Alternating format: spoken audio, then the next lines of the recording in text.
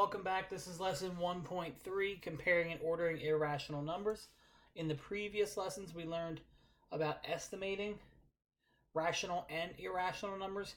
Now we're going to use that ability to estimate to make comparisons and to order numbers from either least to greatest or greatest to least. Let's take a look at an example. First, we're going to look at comparing irrational numbers. We can compare irrational numbers by estimating their value. So we do not need to figure out exactly what, in this first example, the square root of 3 plus 5 is, or the square root of 5 plus 3 is. But if we know about their value, we can make comparisons or we can make judgments based off of that information. So we're going to start, just like we did in the last video, by estimating the values. We're going to start with the square root of 3. And we want to figure out the two perfect squares that surround the square root of 3. The one on the lower end is 1, because the square root of 1 is 1. And the one on the higher end is 4, because the square root of 4 is 2. Remember that they are always two consecutive numbers. 1 and 2, 3 and 4, whatever.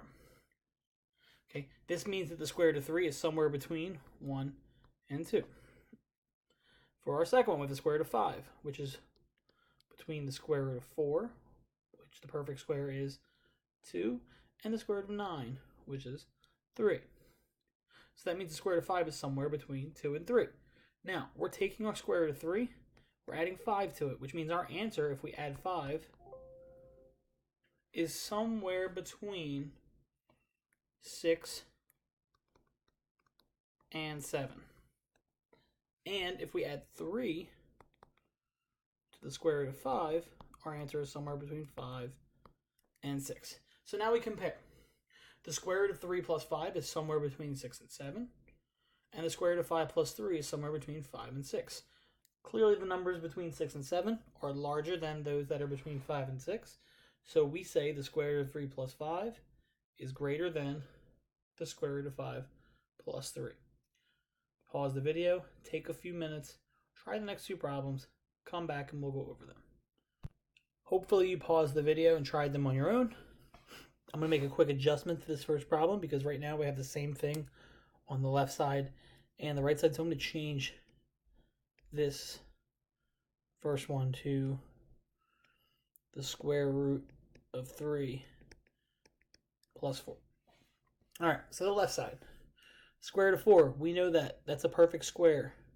The square root of 4 is 2, and we want to add 3 to it. So my left side, the value is 5. The right side, I do not have a perfect square. So I have to estimate the square root of 3. The square root of 3 is between the square root of 1 and the square root of 4, which means the square root of 3 is somewhere between the number 1 and 2. Okay, and I'm adding 4 to it,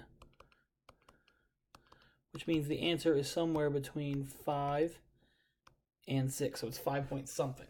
And when I compare 5 point whatever, doesn't matter what that decimal is, but it's larger than just 5.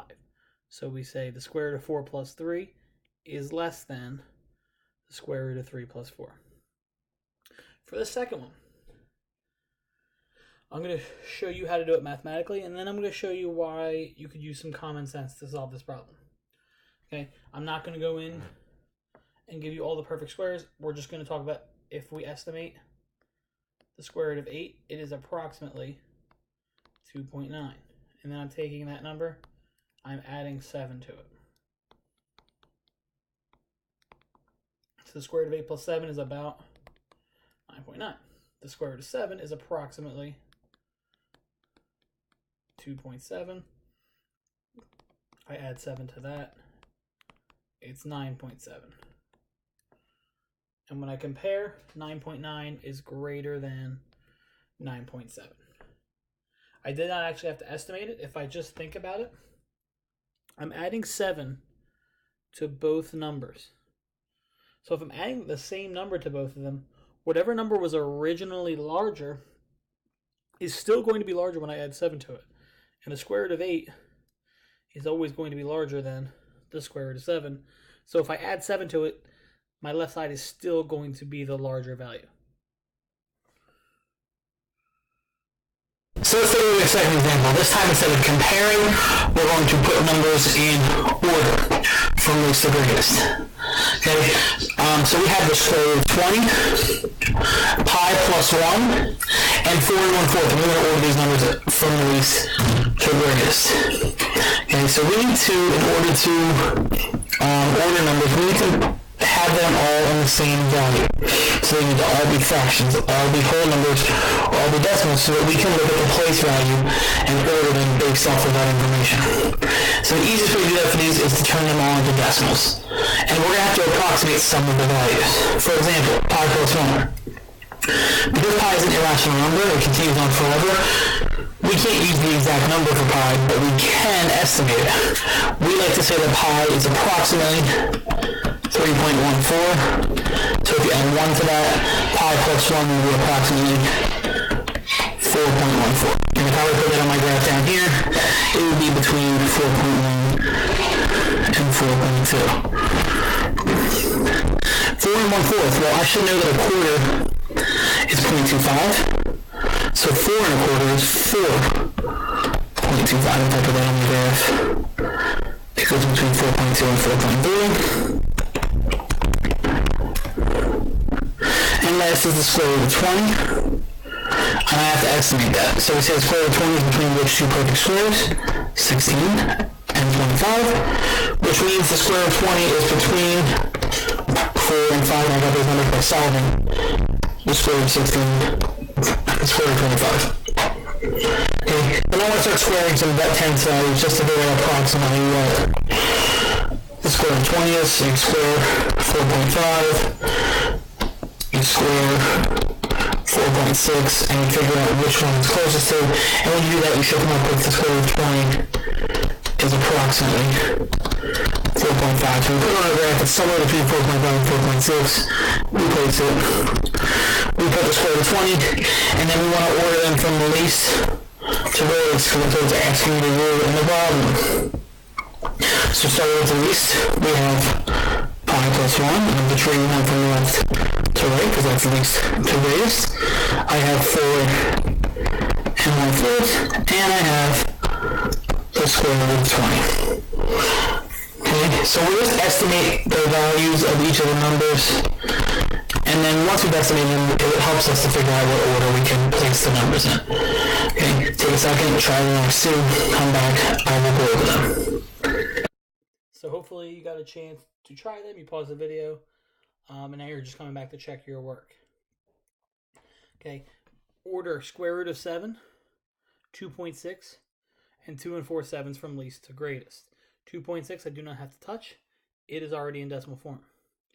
The square root of 7, I'm just going to plug that into a calculator, and when I estimate the square root of 7, I get approximately 2.65. And then 2 4/7, I take 4, divide it by 7. I drop my numerator in the house. I do just a little bit of dividing, just enough to give me a couple decimal points. I add my 2 back in front, so it's about 2.57. So we say 2 4/7 is approximately 2.57. That's all I need to be able to make my comparison.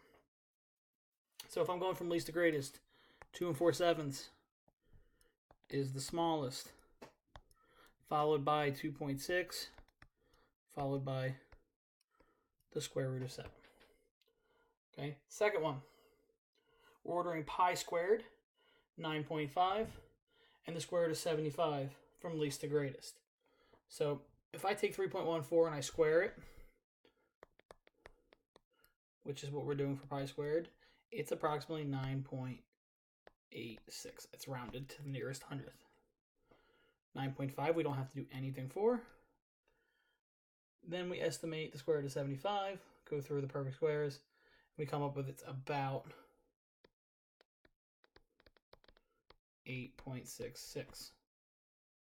Okay, so if I'm placing them order from least to greatest, like it says, the smallest would be the square root of 75. And when I write them, I always write them back in their original form. Even though I figured out the square root of 75 is about 8.6, when I write the answer, I still want to write it as the square root of 75. Then next comes 9.5, and then the largest is pi squared. So when we're estimating or ordering or comparing, we figure out the roundabout answer about what it is, and then we use those values to compare two or more numbers. I hope this makes a little more sense. If not, please contact me. Hopefully you have the notes that go along with this. If not, you can go to my Teacher by Teacher account and download them. It's linked below. If you have any questions, please leave a comment. Do whatever you have to do.